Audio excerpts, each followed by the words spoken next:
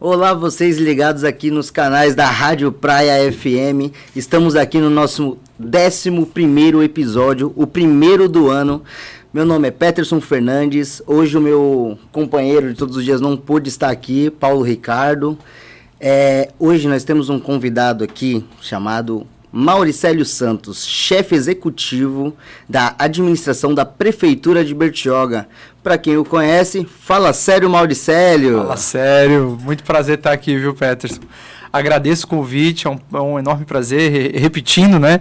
E esse bate-papo tenho certeza que vai trazer aí uma qualidade no diálogo aí, vai ser muito legal e fico feliz de estar aqui hoje. Com certeza.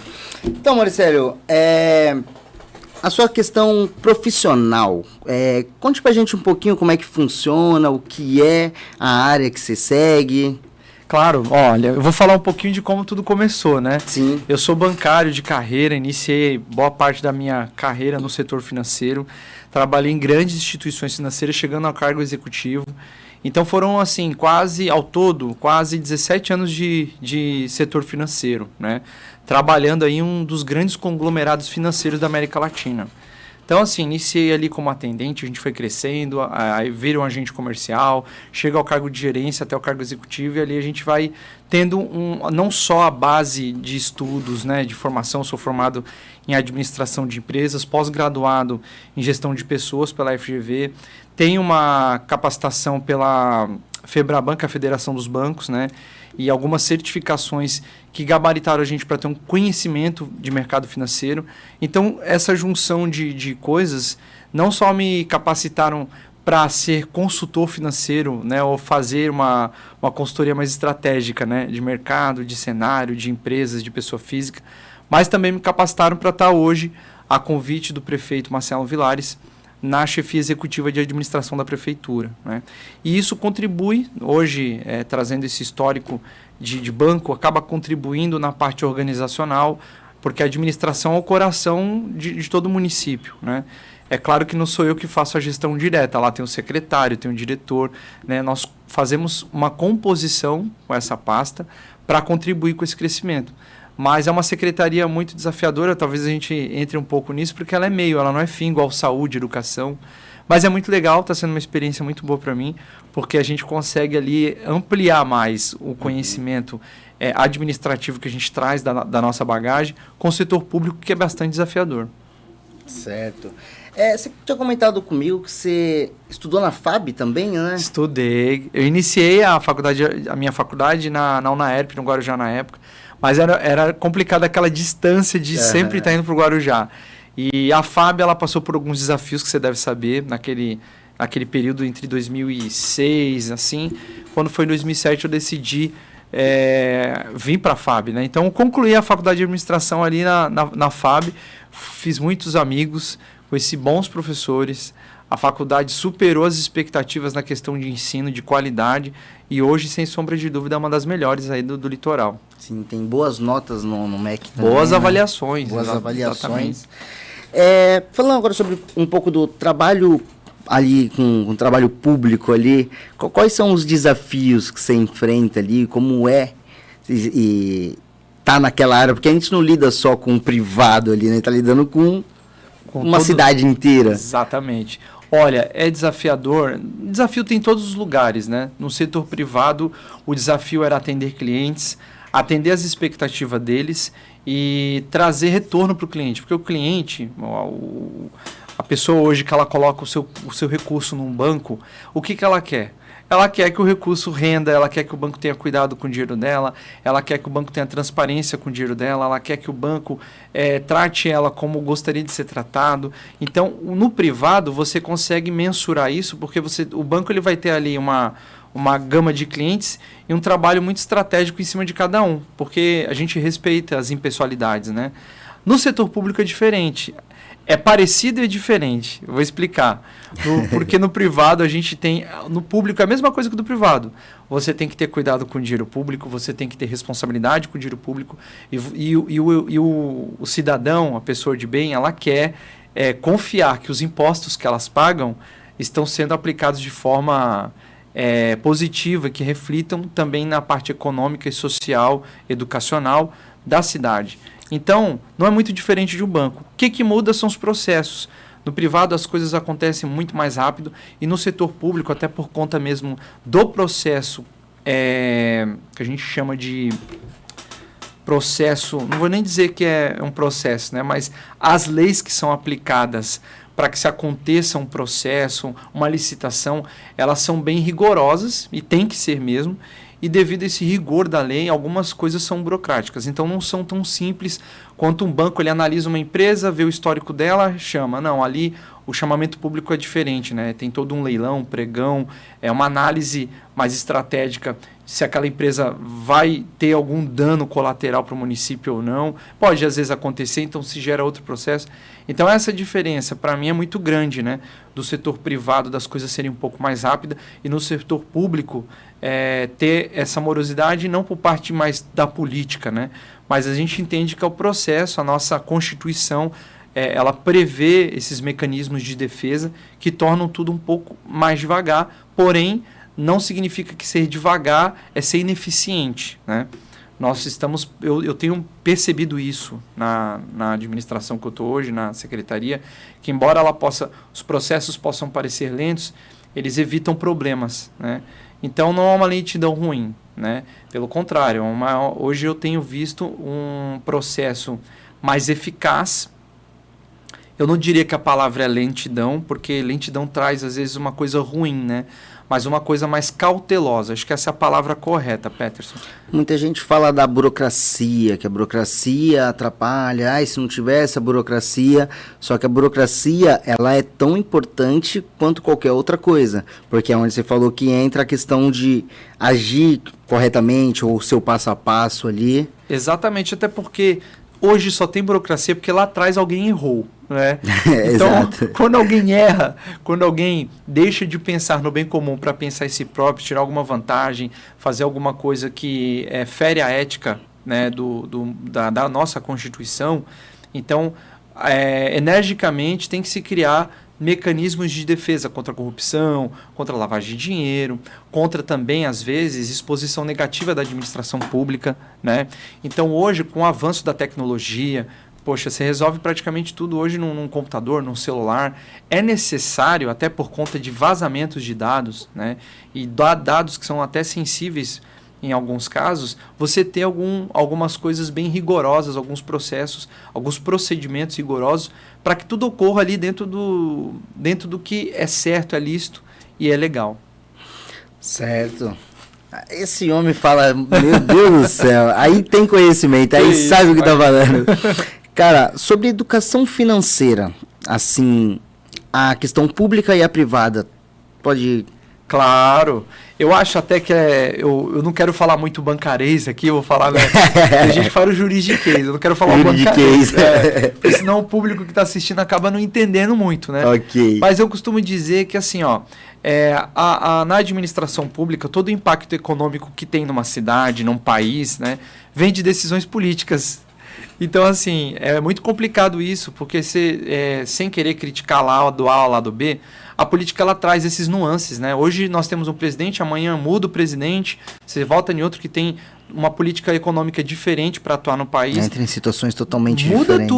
Muda todo o cenário. Então, nós estamos hoje no momento, vou te trazer assim, da minha parte, quando a gente vai fazer uma consultoria para uma empresa, né? Às vezes uma consultoria particular para uma pessoa física mesmo, que ela quer, nosso trabalho às vezes ajudar a pessoa a chegar no caminho que ela quer. Ela está desorganizada financeiramente e ela quer fazer um planejamento financeiro, por exemplo, para a empresa dela. Então, o meu trabalho como consultor é achar onde ela está perdendo dinheiro, né? Então, a gente olha o comportamento daquela empresa, analisa como é que está sendo feita a administração dela. Às vezes, o dono ele quer ter como é que fala? Uma regalia maior, ele quer ter um lazer maior na vida dele e às vezes ele perde um pouco desse controle financeiro, então ele gasta mais do que ele ganha, que isso é natural as pessoas fazerem. Então a gente costuma dizer no mercado financeiro que ela tem que ter o ano de sacrifício dela ali, ou os anos, né? A gente fala um ano, mas dependendo da situação, a pessoa ela vai ter que tomar uma medida muito enérgica na vida dela, de cortar as saidinhas, de cortar talvez um luxo que ela tenha, seja veicular, seja vou dar um exemplo aqui, né? Tem gente que chega ao ponto de ter aí um iate, ou às vezes uma lancha. A gente fala, cara, abre mão disso aqui, porque isso aqui está te tomando custo. Um aluguel você não usa o ano inteiro. E ela não quer, é muito difícil. Então a gente vem com essa parte e a gente olha o comportamento, Peterson. A gente traz, nós trazemos da nossa infância hábitos, né? Tem gente que cresce e fala assim, nossa, olha, eu trago o hábito de dormir com a luz ligada à noite. Por quê? Porque o pai e a mãe tinham aquele hábito de colocar um abajuzinho e ele levou aquele hábito para a vida dele. Mas ele tá gastando com a energia. Ele tá gastando com a energia. Ele tá gastando com a energia. Você chegou no ponto Sim. fato. Então, assim, cara, vale a pena você deixar a luz ligada de noite, sendo que, né, você tem ali um período mais curto. Então, a gente pega esses hábitos, que eu usei como base bem simples aqui, o abajur ligado, mas são hábitos nocivos. Esse é um hábito muito bobo, mas eu usei como exemplo porque é o hábito de sair toda sexta-feira, o hábito de pagar a conta para os amigos, o hábito de ser muito legal, o hábito de querer agradar a todos e ter dificuldade de dizer não. Isso atrapalha aí a vida financeira das pessoas. E aí, você me fez a pergunta, né? Qual que é a diferença? Meu papel é mostrar o caminho e às vezes conversar, traçar uma rota e trabalhar também as projeções futuras. Por quê? Você vai no mercado hoje fazer sua compra para sua casa, né? E aí muita gente fala, eu já ouvi pessoa falar, caramba, antigamente eu ia no mercado, levava um carrinho cheio de compra, gastava aí R$500, R$200, e hoje não. Hoje você... R$500 você sai lá com uma caixa de leite. Exatamente. O R$500 você não compra quase nada. Sim. O nome diz inflação. Tá? Eu trago isso de uma forma bem lúdica para a pessoa entender o que significa inflação. Inflação é exatamente isso. É você não ter o poder de compra, né? E quando isso acontece e você não vê o governo dar um sinal, uma projeção, nós temos hoje o nosso ministro, o nosso presidente do Banco Central, ele não tem um plano, uma visão futura, assim, ele não tem uma projeção do que ele vai fazer. Nós temos algumas coisas que o governo vem fazendo de aumentar o monitoramento em cima das transações financeiras. Ele quer arrecadar impostos. Esse é o modelo do governo hoje, tá? Eu não culpo ele, né? Isso não é uma prática incomum, mas como o nosso país ele é o país dos impostos, a carga tributária acaba pesando muito em cima do empresário hoje, né? Então, toda vez que a gente pega um empresário que ele traz para nós uma questão de mudança de hábito, ele querer traçar um plano, querer recuperar a empresa, ou querer expandir os negócios dele, fazer um investimento maior, a gente precisa analisar o cenário político, econômico, social, para que ele possa se projetar para isso, né? E aí tem outra questão. Se o dólar sobe, quando a gente fala de inflação, e a gente fala de Banco Central, a gente tem que tomar muito cuidado com isso, porque o dólar subindo, a gente afeta nosso poder de compra aqui, né? Então a gente tem que sempre torcer para que o dólar ele sempre esteja estabilizado ali com muito cuidado, para que a gente consiga estabelecer dois parâmetros, né? A taxa de juros básica, que é a que o empresário usa para contratar empréstimo, para fazer financiamentos, até para a pessoa física mesmo. Às vezes a pessoa quer comprar uma casa, um imóvel, um veículo, ele quer comprar um motor, quer comprar um produto para sua empresa, e ele vai financiar, ele quer alguma coisa que, quando eu falo em motor econômico, né? Ele quer injetar dinheiro ali. Então, se a gente tem uma taxa de juros muito alta, a Selic hoje está em 15%, esse poder de aquisição financeira, nós, como pessoas físicas e jurídicas, nós perdemos esse poder de compra. Então, essa nuance, esse cuidado que a gente tem de conduzir essas duas pernas, tem esses contrapontos, né? Então, sempre que eu vou fazer uma consultoria, eu falar para alguém de investimento, eu tenho que olhar o público. Eu estou na área pública hoje, enxergo com muito bons olhos essa questão que eu falei para você no início da entrevista, de cuidado das leis, de seguir, de obedecer, mas se a gente ficar preso muito a processos, né, isso trazendo um pouco do que eu faço hoje no setor público, a gente não consegue enxergar as saídas, né? Então, por isso que é importante sempre a pessoa ela não precisa entender muito do mercado financeiro e do setor público, mas o conhecimento básico ela precisa ter. Porque, por exemplo, posso dar um exemplo aqui, Peterson? Claro. Bem tranquilo. Nossa cidade vive do turismo, não vive? Certo. Então, tudo que o nosso prefeito, tudo que o nosso governador, tudo que eles fazem de incentivo para a cidade vai impactar no turismo, né? Então, hoje, a pessoa que vive do turismo, ela precisa ter essa visão. Olha, eu vou pegar um financiamento vou pagar esse financiamento há 5 anos, pagando ele aqui, eu vou ter um gasto mensal para expandir o meu comércio local aqui. Ela tem que ter ciência que vai vir o inverno, vai vir a sazonalidade, o turismo vai cair, e ela tem que se preparar para aquele momento. Então, basicamente é isso. E o que eu enxergo hoje na posição que eu estou, que é na parte administrativa, é para isso que nós estamos lá, para trazer ideias, para fomentar o nosso turismo local, não só na alta, mas na baixa. Entendeu? Então, eu vejo o meu papel hoje na administração pública como sendo esse ator de provocação de mudança. Ninguém faz nada sozinho. Por isso que existe um time, o prefeito vem trabalhando ali com um mega de um time, tanto na Secretaria de Administração, Finanças, Educação, Saúde. O prefeito vem buscando colocar pessoas que caminham com esse mesmo objetivo, porque ninguém faz nada sozinho, Peterson, você sabe, né?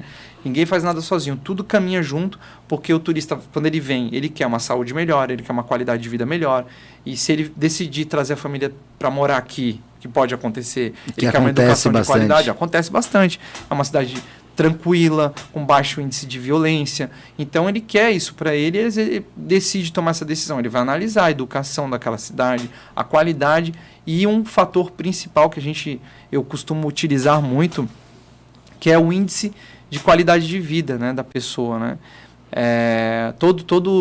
Toda cidade, nosso estado tem essa medição, né, de como é a qualidade de vida da pessoa naquele lugar.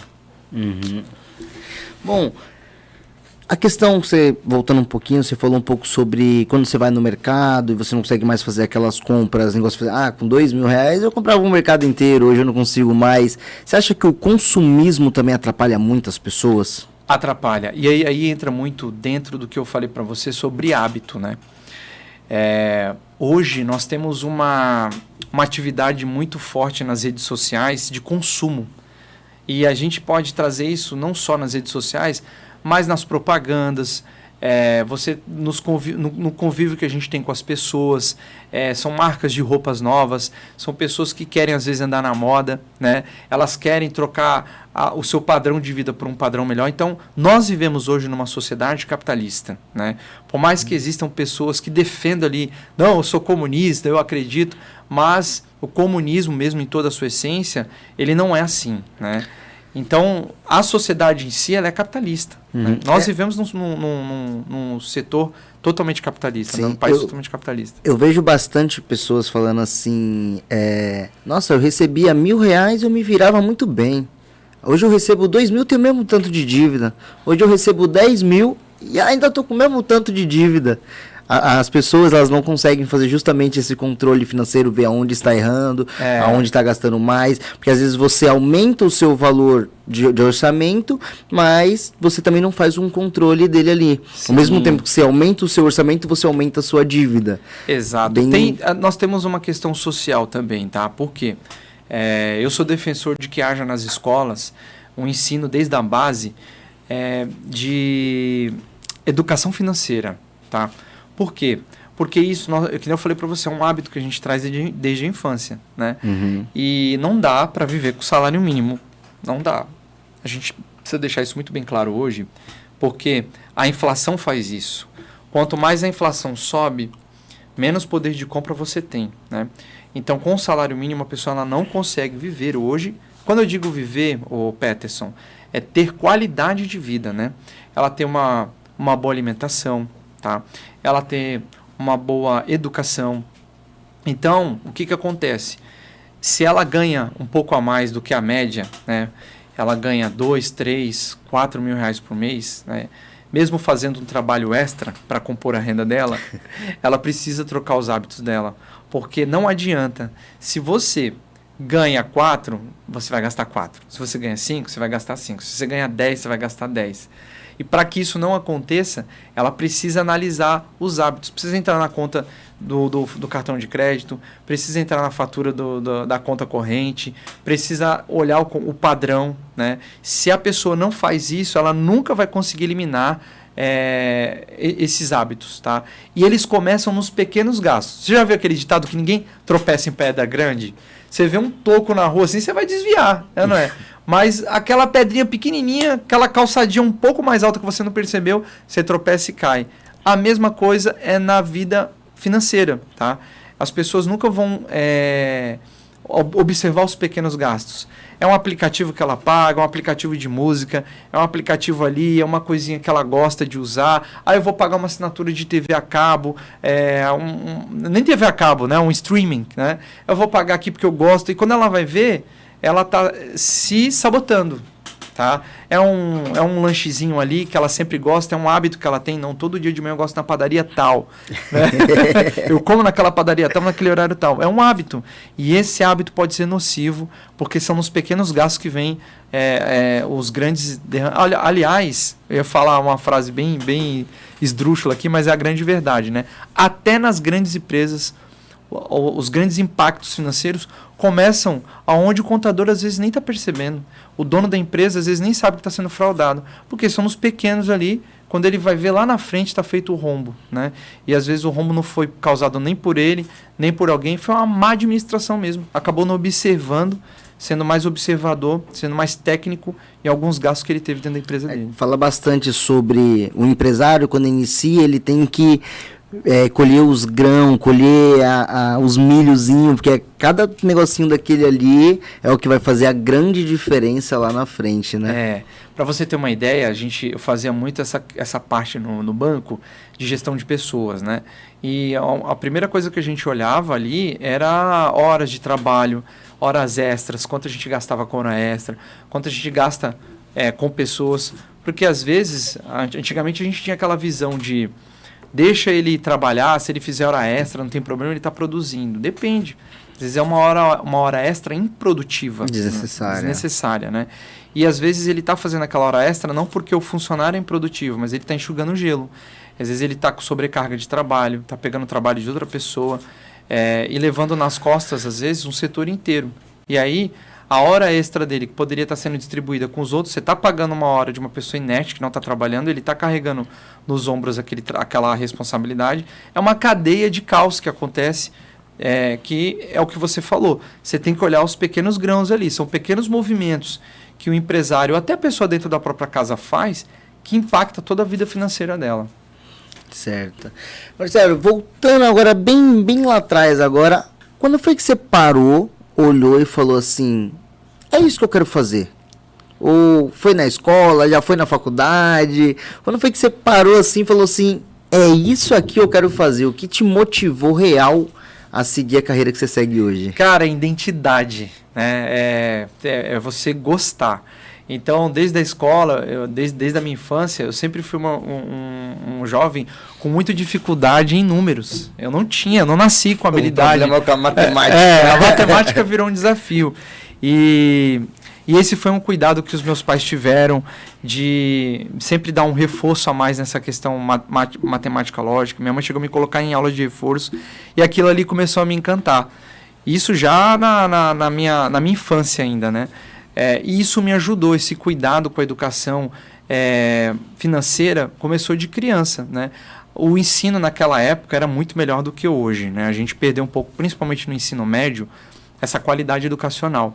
Mas eu fui crescendo com aquilo ali e por matemática ser um desafio na minha vida, virou meu propulsor, né?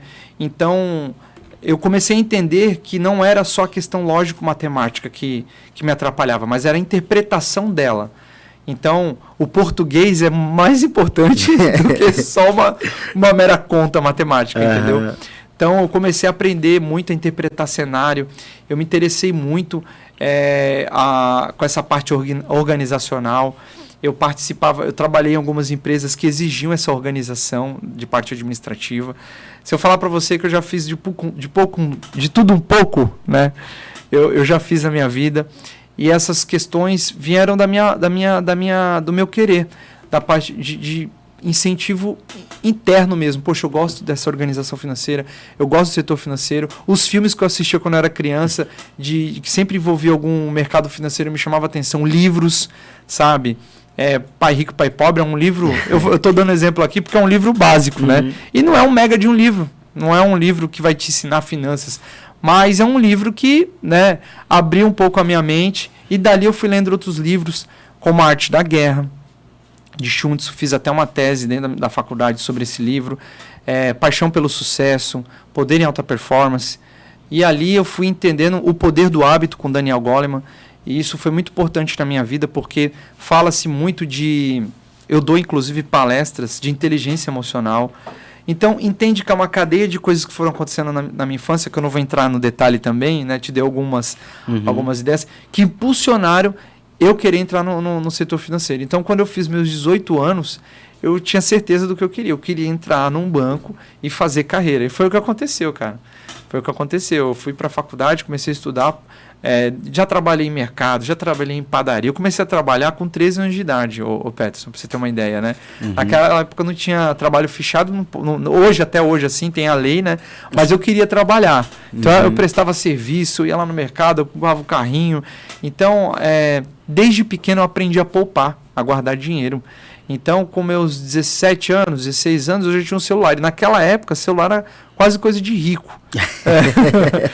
Escasso, em 2000, 2001, poucas pessoas tinham celular. Eu, com pouca idade que eu já tinha um aparelho celular, já comprava minha roupa. Então, eu aprendi a empreender muito cedo, né? E por que o celular para mim era importante? Para mim não era importante, para minha família era importante ter um telefone em casa, para o meu pai e minha mãe receber uma ligação. Embora meu pai tivesse o telefone dele, né?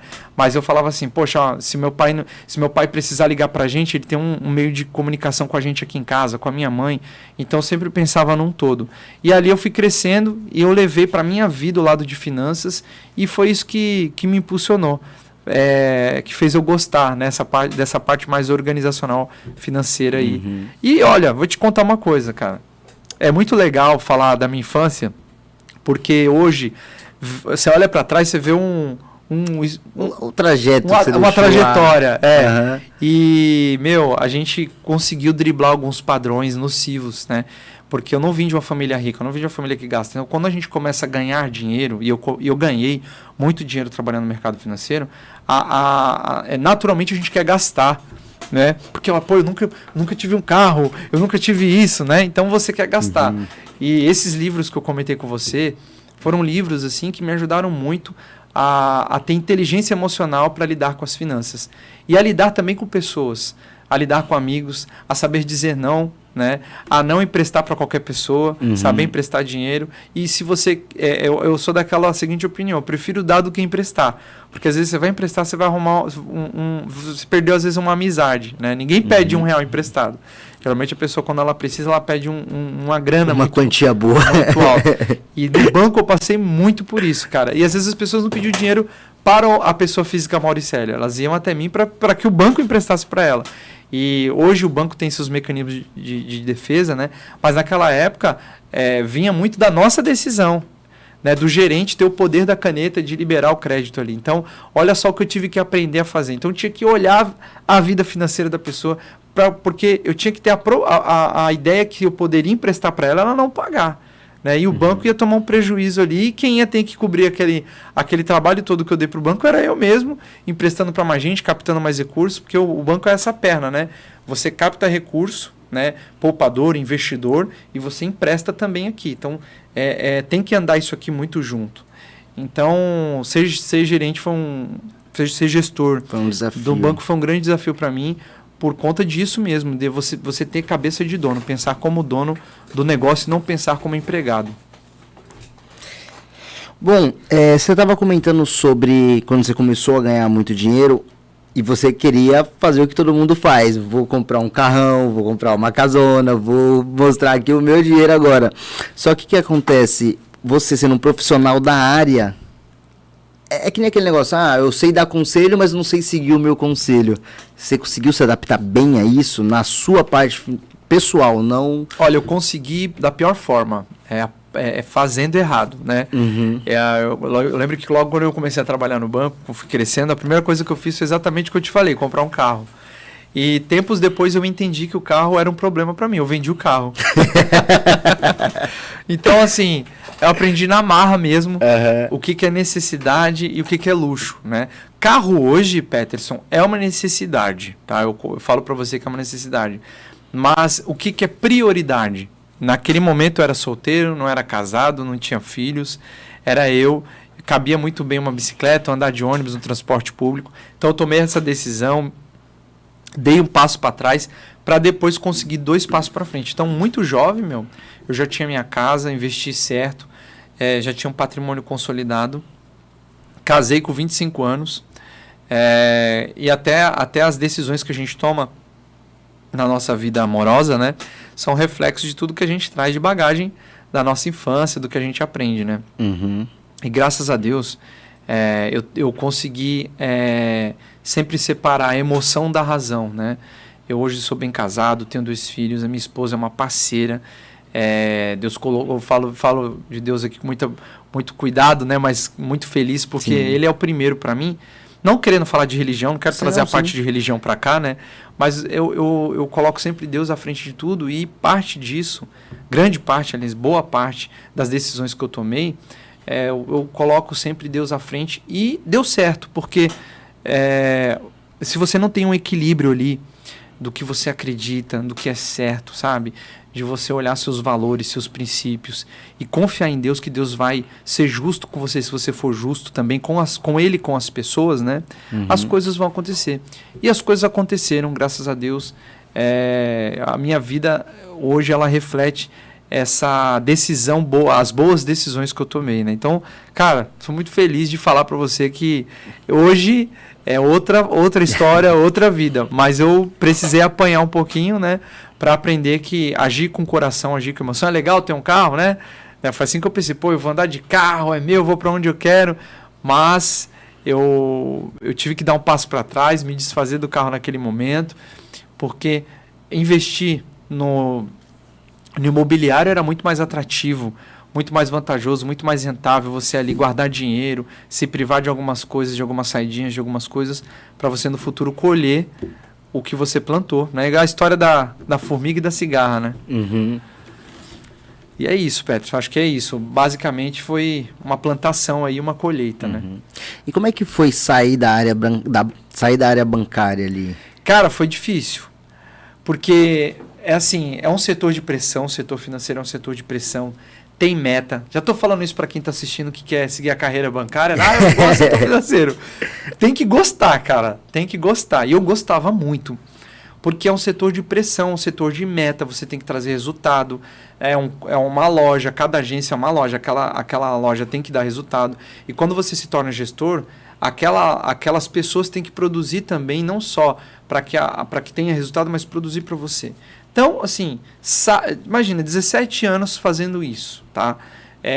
Trabalhando ali, conhecendo clientes, atendendo pessoas, ganhei bastante coisas, sabe? Não foi só patrimônio, a gente ganhou bastante reconhecimento, troféu, viagens. A gente teve ali uma história muito legal, eu tive uma história muito legal dentro do setor financeiro e vir para o público foi um desafio para o setor público, mas foi necessário, né? Por que foi necessário? Porque, não sei se você sabe, mas eu me candidatei, né, disputei as eleições municipais para vereador, fui bem votado, tive 1.022 votos, né, para a primeira vez, eu não planejei sair, no último ano houve ali uma análise muito fria, um convite de amigos, de pessoas que acreditaram no projeto social. Eu tenho um projeto social também, apoio entidades sociais, principalmente de bandeiras que defendem a causa do autismo. Então, eu lá no setor financeiro, desde 2013, eu já fazia trabalho social dentro do banco que eu trabalhava. Tinha um projeto institucional que a gente coordenou aqui na Baixada, ajudamos a coordenar, voltado para o social. Então, o banco ele tinha lá 8 milhões que ele teve de sobra do lucro dele, né? Tinha a participação societária e tem algumas coisas que ele destina para entidades sociais. Então, a gente pegava e distribuía para onde eu passei, nas cidades que eu passei, Guarujá, Santos, e Bertioga, a gente sempre procurou essas entidades. E foi assim que eu me identifiquei muito com projetos sociais, tá? E aí, não esquecendo do que você me perguntou, como foi essa virada de chave, né? Chegou um momento que eu vi que era necessário vir para o setor público, já que eu queria o bem comum, já que eu tinha essa mentalidade do social, né? E aí eu me candidatei não só pensando em mim. É difícil, às vezes, as pessoas acreditarem nisso, né? Mas eu acreditei nas bandeiras que eu levava, principalmente na bandeira do autismo e das entidades sociais que a gente trabalha, crianças carentes, idosos, pessoas que hoje necessitam mais do público, do setor público, o setor público não tem braço, muitas das vezes, para alcançar. E começou a nascer esse sonho em mim de trazer a parte social, de fazer crescer essa parte social. Então, moral da história, me candidatei, foi acho que o 13º ali mais votado, não ganhamos ali por poucos votos, 40 votos, para ser mais certo, né? E foi uma surpresa, muita pessoa fala, poxa, eu não imaginava que você ia ter tanto voto assim, né? Foi significativo, mas se eu continuasse no setor privado, eu talvez não conseguiria ter essa visão do setor público, de funcionamento, questões de emendas também, né? Não só emendas parlamentares, né? Porque sempre que a gente pensa em emenda, que é recurso que vai para as entidades, às vezes as pessoas olham mais para os vereadores, para os deputados, mas não, nós temos órgãos que podem contribuir com a atividade social e econômica de uma cidade, até uma instituição, mas você tem que estar ali para entender. E uma coisa muito importante que eu quero deixar aqui frisado, o setor privado, ele tem uma aspiração pessoal, né? Eu iria crescer, ser diretor, talvez presidente de uma grande instituição financeira, era esse o nosso propósito. Quando você vem para o setor público, isso é totalmente incerto, porque o setor público não tem meritocracia, não tem promoção, né? Então, o que eu trago para cá, Peterson? Trabalho. A vivência e toda a história do setor financeiro eu procuro aplicar no setor público hoje, para impactar na vida das pessoas, entende? Então, quanto mais benefício eu puder trazer para o município hoje, com o que eu aprendi, com o que eu sei, eu me sinto realizado, cara. Eu falo bem honesto para você. Então, no começo foi difícil para mim, quando eu vim para o setor público, a convite do prefeito para essa secretaria de administração. Mas olha, o que nós já avançamos, você não tem ideia. E eu falo nós como time mesmo, fazendo parte do time Marcelo Vilares, né? A gente tem hoje uma visão estratégica a longo prazo muito melhor. Eu consigo enxergar não só na questão social, de apoio às entidades, não é só isso, mas é o que a gente pode fazer mais pela cidade, o que a gente consegue impactar, provocar mudança, né? E tem aqui, eu posso falar abertamente para você que tem alguns desafios, né? Tem muitos desafios, alguns não, tem... Se eu for elencar aqui o tanto de problema que não só o município, mas o Brasil no geral tem hoje, a gente vai ficar o dia inteiro aqui falando de problema. Mas se eu te falar para você que eu tenho muita ideia, eu tenho ideia pra caramba. Sabe, meu sonho é um dia colocar essas ideias em prática para que a gente consiga melhorar ainda mais a qualidade de vida do bertioguense.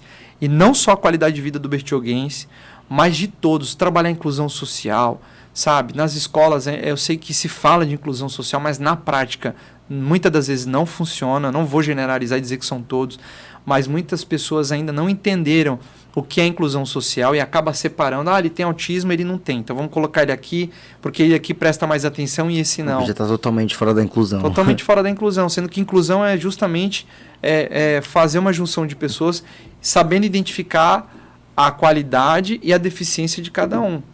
Entendeu? Por exemplo, lá a gente apoia uma instituição que nós temos ali atividades com crianças que adoram música. E a gente tem crianças que não podem suportar barulho. Então a gente... Sim. Como é que você faz uma inclusão numa situação dessa? Então, é bem complicado. É aí que entra. Quem vai fazer essa inclusão não é só o profissional psicólogo que está ali, né? Mas é a família também, entende? Então, por que eu estou te trazendo isso? O aluno vai para a escola, tendo autismo ou não, ele vai ficar, às vezes, aprendendo sobre inclusão. O professor, às vezes, vai até tentar inserir ele ali, mas quando chega em casa, a família limita ele, trata como se ele tivesse uma doença grave e acaba limitando ele a conquistar mais coisas, né? Eu postei na minha rede social, eu vou divulgá-la aqui, aproveitar o ensejo, Mauricélio.santos, é o meu Instagram. Eu coloquei um vídeo lá, preciso até lembrar o nome do rapaz, mas ele foi campeão da MotoG, tá? Eu postei tem um tempinho já, e ele é autista, cara. O Rossi. Eu tenho aqui o nome dele, mas foi muito legal. É o Rossi, não é? Eu não lembro. Eu não lembro muito bem o nome. Mas, se não me engano, é Valentino Rossi. Isso, é isso mesmo. Ele é sensacional. Cara, ele tem autismo, mas se você for prestar atenção nas entrevistas que ele dá, e quando ele é perguntado, né, o que foi fator principal na vida dele para ele conseguir quebrar esse recorde de vencer, foi exatamente o apoio da família. A família não enxergar ele como não enxergar o autismo como uma deficiência, né, mas como uma oportunidade, porque ele tinha um hiperfoco, né? Sim. Então isso é exatamente isso. Os pais terem esse olhar de falar, não, ele tem um potencial, preciso enxergar o potencial. Então, o trabalho social começa em casa. Então, eu tenho projetos para isso. Penso que pode haver mais incentivo social para que os pais entendam a importância deles na base da criança e do adolescente. Tem pais que entendem isso, porque filho não nasce com manual. Eu sou pai, sou pai de 2. Filho não vem com manual de instrução, né? Mas você aprende, você aprende com nossos antepassados vão dar bons ou maus exemplos do que fazer e do que não fazer, né? E como a gente tem um péssimo hábito de às vezes de repetir o que a gente aprendeu, tem algumas coisas que você precisa de uma ajuda profissional para identificar ali o comportamento da criança e do pai falar, olha, aqui ajusta isso aqui que você vai conseguir acertar aqui, ele vai desenvolver bem mais, sabe? Então, virada de chave. Estava no setor privado, sair do banco não foi fácil. Quando eu vim para o público, senti até saudade. E é meio loucura. Hoje eu não sinto falta, mas no começo eu falei, caramba, tava lá no banco, assim, aquela rotina de acordar todo de manhã, e tô vindo para o público, que desafio. As pessoas podem achar, não, ele tá tranquilo. Tá na funcionário público não trabalha. Não, cara, trabalha sim, trabalha pra caramba. E eu acho que quem disputou uma eleição trabalha ainda mais, porque ele nunca quer abandonar as pessoas que acreditaram, que votaram nele. Então ele sempre vai estar trabalhando mais. Eu me cobro muito, eu me exijo muito, eu sempre quero dar o meu melhor. E eu sei que nem sempre eu vou alcançar a excelência no que eu quero, no que eu busco, que é poder atender a todos. Mas a gente trabalha com muita transparência, sabe, Peterson? Aqui eu consigo ir, eu vou. Aqui eu não consigo ir, eu não vou. Eu sempre procuro não dar um passo maior que a perna, né? Mas é isso, eu sinto muita diferença, viu? Muita diferença mesmo. Olha, sério, se você pudesse dar uma dica para fazer assim, não faça isso porque eu fiz e eu sei que esse não é o caminho. Para quem tá lá agora estudando, para quem tá lá começando a dar aquele passo, um de cada vez ali, quem tá começando a subir a escada, qual conselho você daria para fazer e para não fazer? Olha, eu errei muito em algumas decisões. A gente, quando é jovem, a gente vive na aposta. É o famoso jovem é tudo inconsequente. Exatamente. Então a gente quer ser tudo, né? Ah, não, eu posso ser empresário, eu posso ser atleta, eu posso ser isso, né? E fica naquela coisa. Então, eu tomei algumas decisões, eu já tive empresa também. Decisões baseadas no coração. E toda decisão baseada no coração, meu amigo, ela não tem futuro, né? Então, assim, se eu posso dar um conselho, não haja com o coração, eu já agi com o coração. Claro que a gente tem que ter o equilíbrio disso, né? O coração, o que você sonha é coração. Poxa, eu tenho um sonho de ter uma vida de qualidade, de ter minha família constituída, isso é sonhar. Isso também é coração, né? Mas as decisões, elas precisam ser tomadas com racional muito pé no chão, né? Então, calcule, analise. Eu vou tomar um empréstimo porque eu quero abrir um negócio. Não se abre negócio contratando empréstimo. Embora possa dar certo, na grande maioria dá errado porque a pessoa ela não fez o cálculo certo, não analisou que ela vai ter que pagar a parcela do empréstimo, vai ter que pagar o custo do funcionário que talvez ela vai querer lá, ou às vezes o custo da energia, o custo da água, o insumo que ela comprou. Então, tudo tem que ser bem calculado, né? E pensar bastante também não é ruim. Evitar tomar decisões no impulso, sabe, Peterson? Hoje a gente vive, acho que isso é culpa disso aqui, culpa do celular, de uma sociedade muito imediatista. A geração atual, ela nasceu na geração tecnológica. Você aperta um botão, você tem tudo na sua mão, né? E, eu nasci em 86. Não existe isso aqui, se a gente falasse isso aqui em 95, 97, 98, jamais. Até 2000 mesmo, ninguém ia falar que o celular você ia poder conversar por câmera com uma pessoa em outro lugar. A gente via isso em filmes, talvez lá no Exterminador do Futuro. O a Xuxa falando, aqueles carros voadores também. Nunca ia imaginar que ia ter. A gente imaginava de uma maneira muito utópica, né? Era utopia. Sim. E hoje é uma realidade. Então, essa geração, ela nasce num momento muito imediatista. E o que isso traz? O que isso acarreta? Que eu posso dar de conselho para quem está assistindo agora. Isso é muito nocivo. O fato de você ter um aumento de transtornos borderline, bipolaridade, estresse, ansiedade. Né? A gente tem jovens tomando remédio para ansiedade. Tudo isso é porque eles se adaptaram a essa nova realidade do imediatismo. Então, desacelera, pensa, calcula, não tenta abraçar o mundo e não tenta fazer tudo agora. Não precisa seguir a moda do mundo, né? Não precisa seguir o modismo. Eu acho que tudo tem que ser calmo. Às vezes, quando a gente fala calma, tem um colega meu que ele teve um desentendimento com uma pessoa, ele chegou para mim e falou assim, cara, eu preciso conversar com a pessoa, mas eu preciso conversar rápido. Eu falei, cara, calma, não precisa conversar hoje. Ele, não, mas eu não vou conversar hoje, eu posso não conversar hoje, mas eu quero resolver isso logo, eu quero resolver isso amanhã, já tirar limpo. Eu falei, mas como você vai tirar limpo? Não, eu vou falar isso, ó, pensa com mais calma. Vamos conversar amanhã. No dia seguinte, e aí, pensou? Eu pensei, cara, eu levei a noite toda pensando, dormi melhor, e eu acho que eu tenho que falar isso. Eu falei, não, cara, pensa mais. Se você precisar pensar 5 dias, 10... Cara, mas vai esfriar o assunto, não tem problema, uma hora a pessoa vai te procurar, uma hora você vai tocar nesse assunto com ela. Ah, mas tá quente o assunto, eu preciso resolver isso agora. Não precisa. É você que acha que precisa, né? E passou um tempo, passou mesmo uma semana, ele, cara, eu tô vindo te agradecer. Eu falei, porque realmente se eu tivesse... Eu deixei isso pra lá, eu vi que não tinha nada a ver, e eu tô bem com a pessoa, deu certo, ela mesmo trouxe uma ideia depois, a gente fez, a gente tá caminhando junto. Então, tem coisa que não precisa fazer naquele momento, naquele dia, naquele mês, naquele ano, naquela semana, né? Então, tudo tem que ser muito pensado, muito calculado, nem tudo deve ser levado a ferro e fogo, e a gente está, infelizmente, numa geração assim, totalmente acelerada, dependendo de remédio para acordar, para dormir, e isso aí é reflexo do que nós estamos vivendo hoje, né, do nosso mundo atual, Peterson. Uhum. Bom, a frase, fala sério, Mauricélio, aonde surgiu isso aí, cara? Cara... Onde foi que esse bordão apareceu?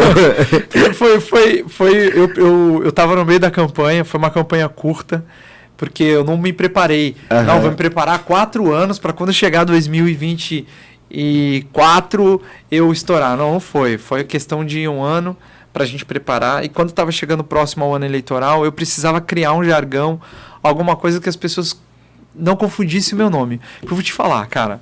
Tem gente que me chama de Mauro Sérgio, Paulo Sérgio, Manassés, Boracéia, mas não fala Mauricélio, entendeu? E aí eu falei, não, já sei, eu vou criar um bordão, e aí criei esse bordão, fala sério Mauricélio, porque aí a pessoa consegue lembrar mais meu nome, né?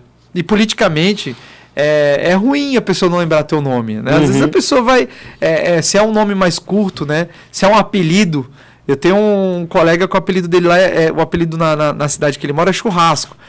Se falar lá, volta no churrasco, todo mundo vai votar nele porque é um churrasco, você lembra na hora, né? E ele nem saiu com esse nome, no final das contas ele saiu com o nome dele mesmo. Mas assim, o meu nome não, meu nome já é um pouquinho diferente, então eu tive que quebrar um pouco essa barreira aí, criar esse Fala Sério Mauricélio, e foi muito legal porque veio ideias assim do que ser a voz das pessoas, ser a voz do povo. E aí você vai na rua, você, fala sério, o que você acha disso aqui, né? Uhum. Então a pessoa acabou gravando meu nome ali. Então veio assim, cara, foi um estalo que a gente teve ali, que eu tive na campanha, e falei, cara, vai dar certo, eu vou usar isso aqui. E deu certo. Deu certo, Pegou, fala sério. Que legal, Marcelo, mas infelizmente a gente está chegando no final do programa aí. Você gostaria de mandar mais um recado para alguém, alguma coisa? Cara, eu quero te agradecer pelo convite de estar aqui. É um assunto bom falar de finanças, de economia. Falei um pouco da minha vida, né? E eu sou muito grato por estar aqui hoje. Primeiramente também a Deus, né? A minha família que me assiste agora, minha esposa, meus filhos, meus pais, meus amigos e todas as pessoas que têm acompanhado o nosso trabalho. Eu quero deixar bem frisado aqui que a gente tá com muita vontade, muita boa vontade de trabalhar, de fazer, de arregaçar as mangas, né? E fazer mais para as pessoas. A gente vive num mundo hoje que as pessoas são muito individualistas, Peterson, né? Uhum. Elas pensam muito em si mesmas, no que eu quero, no que eu preciso. A gente precisa de um mundo muito mais empático, que tenha mais empatia, que tenha mais amor ao próximo. Então, eu gostaria de deixar esse recado, né? Que as pessoas possam ter esse olhar para o próximo, esse olhar social, esse olhar de não olhar só para si, mas olhar para as pessoas, entender que tudo que a gente faz, tudo que a gente fala, impacta também na vida de outras pessoas e principalmente em pessoas que estão à nossa volta, né? Às vezes você acha que ninguém está te observando, né? Mas sempre tem alguém se inspirando em você. Se inspirando em você. Sempre tem alguém. Pode ser às vezes um sobrinho, um amigo, um tio, um pai, uma mãe, vendo o seu crescimento. Tem gente ali se inspirando na sua história. Por mais difícil que ela tenha sido, não desista, lute, acredite, porque nada melhor do que como um dia após o outro, né? A gente vai vivendo e vai crescendo ali e aprendendo a viver. Que é isso. Muito obrigado, viu, Marcelo, pela presença aí. Foi um prazer. E obrigado a você por mais um episódio. Semana que vem estamos aqui de novo. E... caramba... dei uma travada. Gente, ó, vou soltar um desabafo aqui. Esse é meu primeiro episódio apresentando sozinho, sem o Paulo aqui. Olha, parabéns, hein? Parabéns, Peterson. Tá um desafio bem. Também, é algo que tá me tirando da caixinha. Então, acho que quem me conhece aí sabe que eu dei umas travadinhas aqui, sabe que o coração dá aquela aceleradinha. Mas é assim, a gente tem que passar por desafios para poder sempre estar crescendo, né? Você vê aí pelo senhor Mauricélio aí, que tava numa área, pulou para outra, trabalhou disso, trabalhou daquilo, e a gente vai sempre evoluindo. Mas voltando agora para o encerramento, semana que vem estamos aí de novo. Tchau, galerinha!